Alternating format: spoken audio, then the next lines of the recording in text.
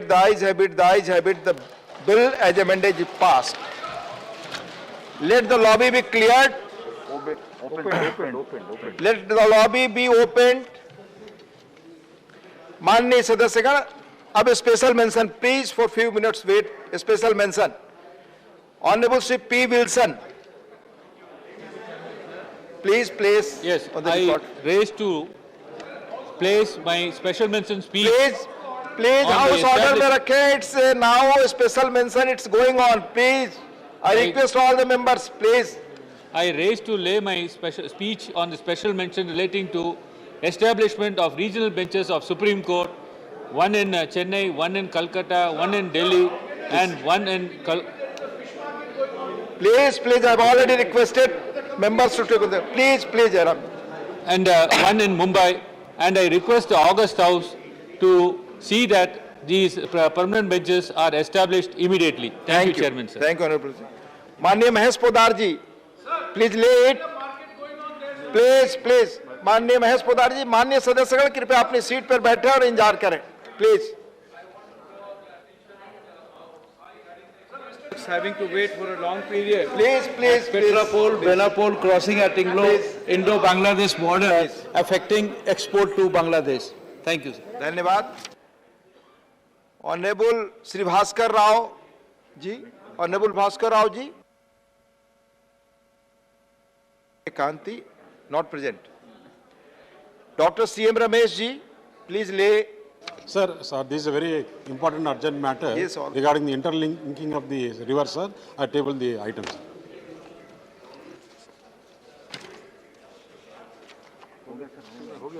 Thank you. माननीय श्री मोहम्मद नदीमुल हक जी, please. Sir. Sir, the subject is very important. It's closing down of Ghare Baire Museum in Kolkata. It is deeply saddening for art and history enthusiasts alike that a decision has been taken to close down the Ghare Baire Museum in Kolkata merely 2 years after its opening on January 11, 2020.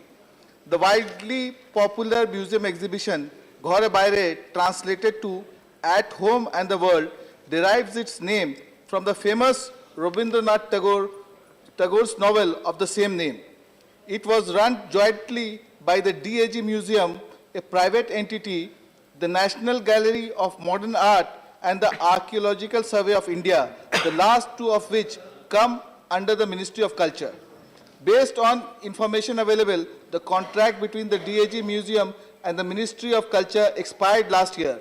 However, the Ministry has decided not to renew it. No specific reason has been given for this sudden and unfortunate decision. During the time of its functioning, the museum had to remain shut on several occasions due to COVID restrictions too. The museum is housed in an equally historically important and architecturally marvelous currency building in Dalhousie Square. The exhibits were well researched and had provided a much needed platform for some of the best artists of the 20th century. The museum also had some exquisite Bengali art with antique pieces as old as those from the 1700s. Some of its most famous artists were Shakti Burman, Horen Das, Gopal Ghosh, Nimai Ghosh, Ganesh Pine, and Abindranath Tagore.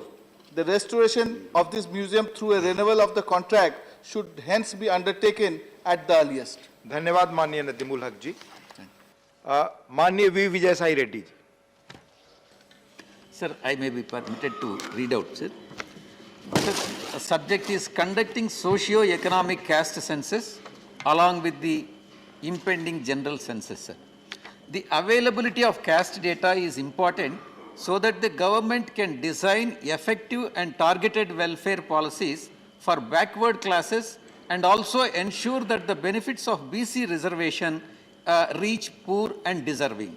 Sir, for 6 decades, from 1872 to 1931, India conducted SECC within the general census, but in every census in the post-independent era, no caste data apart from that relating to SC and STs has been collected. Although India has large population of other backward classes that do not fall under the category of SC and STs, there is no precise data on them. The absence of accurate statistics on OBCs has led to many false and undeserving people claiming the reservation policy at the cost of poor and deserving.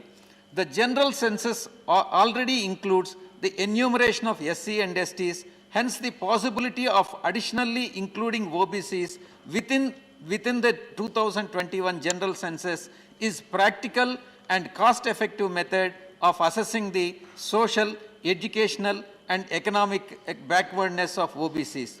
It will also ensure proper implementation of Article 15 and Article 16 of the Constitution dealing with reservations of OBCs in educational institutions and public employment.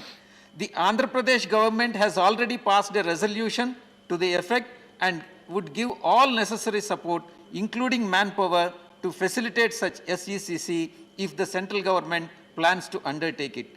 Hence, I request the Home Ministry to conduct caste-based census for its multiple benefits and trickle-down effect of reservations. Thank Thank you. you very much, sir. माननीय Rakesh Sinha ji. Sir ये एक उपेक्षित लेकिन बहुत महत्वपूर्ण विषय है, इसलिए मैं पढ़ना चाहूँगा। वाइल्ड लाइफ प्रोटेक्शन एक्ट 1972 में जानवरों के प्रजातियों के वैज्ञानिक नामों को अपडेट करना, जानवरों की दुर्लभ और अस्तित्व के संकट से गुजर रहे प्रजातियों को कानूनी संरक्षण देने के लिए वाइल्ड लाइफ प्रोटेक्शन एक्ट 1972 बनाया गया था। इसमें 6 सूचियां हैं, जिनमें पहले 2 सूचियों में जिन प्रजातियों को रखा गया उन्हें पूर्ण वैधानिक संरक्षण दिया जाता है। उनका आखेट करना, मारना या अपने कब्जे में रखना कानूनी अपराध है। ऐसे तो भारत में कुल 91,000 प्रजातियां हैं। 2002 में international union of conservation of nature ने भारत की 191 प्रजातियों को क्रिटिकली इंडेंजर्ड बताया था। प्रजातियों का अलग अलग स्थानों में अलग अलग स्थानीय नाम होता है। नामों की भिन्नता को दूर करने के लिए वैज्ञानिक नाम दिया जाता है। इन्हीं नामों के आधार पर कानूनी संरक्षण मिलता है।